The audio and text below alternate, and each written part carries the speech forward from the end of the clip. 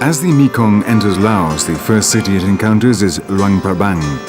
It stands at an altitude of 700 meters and is only now starting to come back to life and entering the modern world after several decades of wars and revolutions.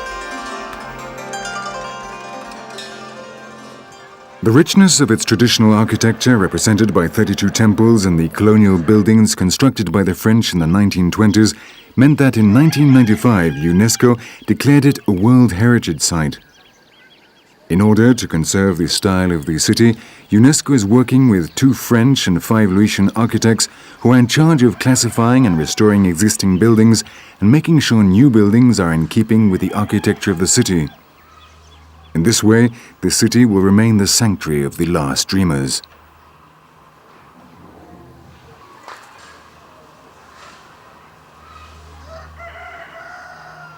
The wats or centers of prayer are the most exquisite, refined examples of the architecture of Laos.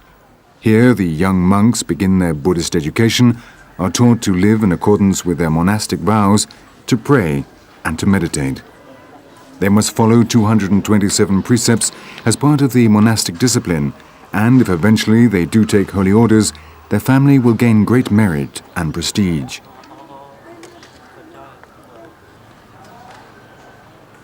Socially, it is considered appropriate for young Buddhists to be monks for a short period of their lives, normally 3 months, during which time they must obey 10 vows, including the traditional prohibition on stealing, laziness, murder, intoxication, and sexual relations. They are also forbidden to eat after midnight, dance, dress up or wear perfume, sleep in raised beds, or accept money for personal use.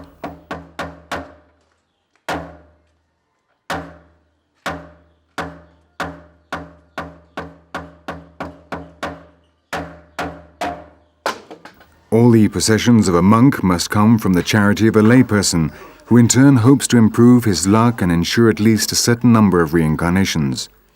These efforts to gain spiritual approbation are in Laos as important as religious activity itself.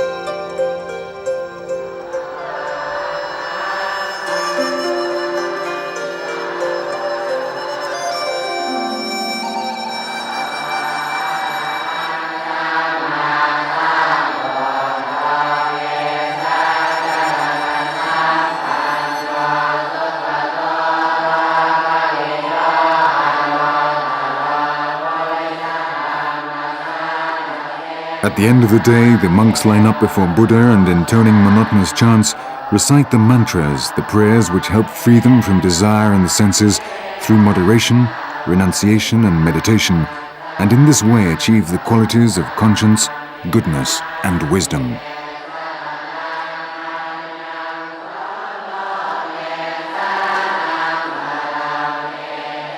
Buddhism, more than a religion, is a philosophy or a path whose final and only aim is to reach nirvana, the negation of all causes of suffering, dissatisfaction, and illness.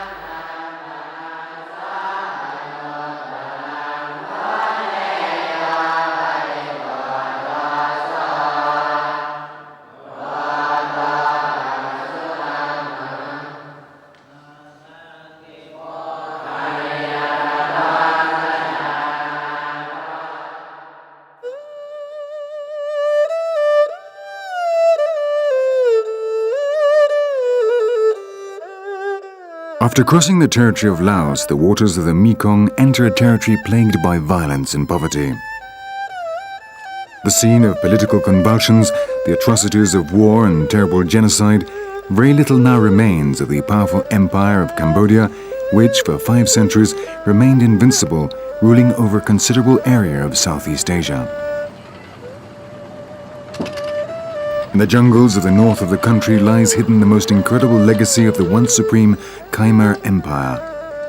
This is Angkor, the city of the sleeping forest, one of the most incredible architectural monuments on earth.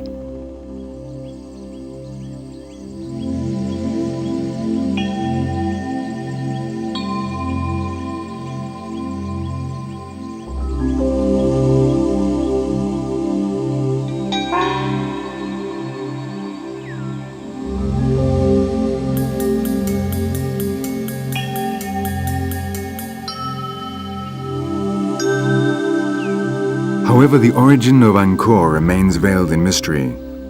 The texts of the Khmer Empire, which were written on palm leaves and skins, have not survived the harsh conditions of the jungle. The only references we have come from the accounts of Chinese and Indian travelers and the few surviving stone inscriptions.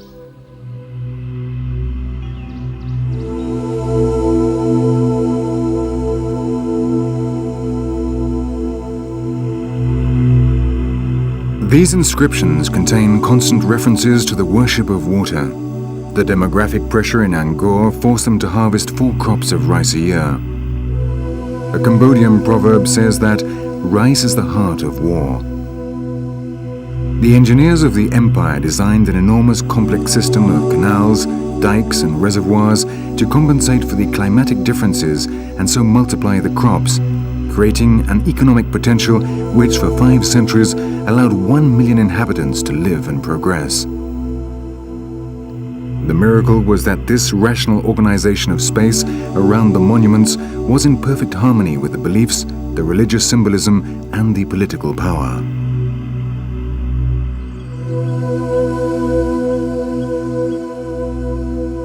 Founded at the start of the 9th century by King Jayavarman II, Angkor was the capital of Cambodia until the 15th century. In 1431, it was sacked by Thai invaders, and for over 400 years, the city remained forgotten, lost in the depths of time.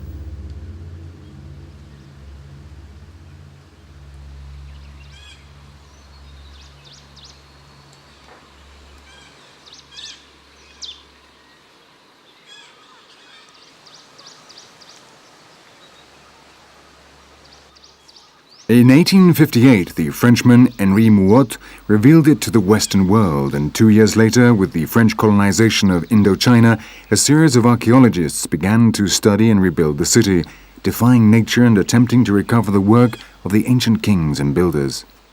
But with the difficult political and social situation of Cambodia, they were doomed to failure, and once more Angkor was left to be devoured by the jungle.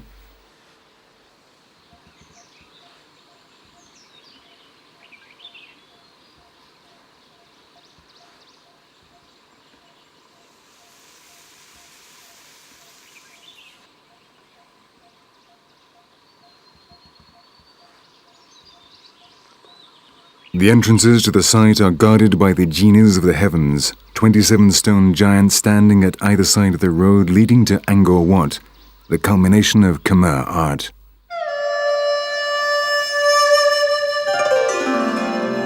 Balance, harmony, a sense of rhythm, of proportion and perspective. Henri Mouhot, in his account of his travels through the kingdoms of Siam, Cambodia and Laos, describes it thus. Beyond a wide space cleared of all vegetation stretches an immense colonnade, crowned by 5 towers in the shape of lotus flowers.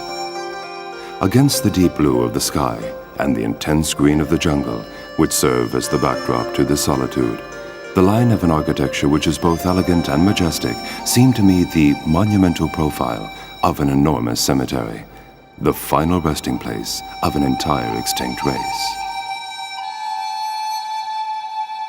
The beauty and femininity of the apsaras, the celestial nymphs and dancers of the universe, accompany the visitor as he walks around Angkor Wat.